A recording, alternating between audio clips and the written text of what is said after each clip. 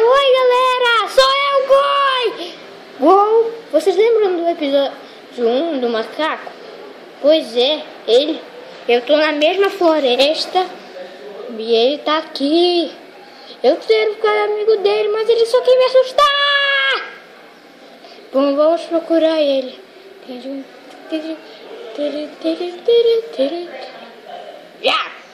Olá, macaco, você quer ser meu amigo? Por que não? Você tem medo de mim?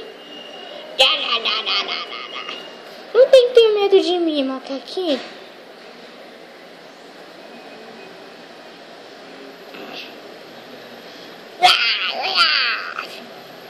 O macaquinho é meu amigo. Então esse foi o episódio 2. Adeusinho. Peraí.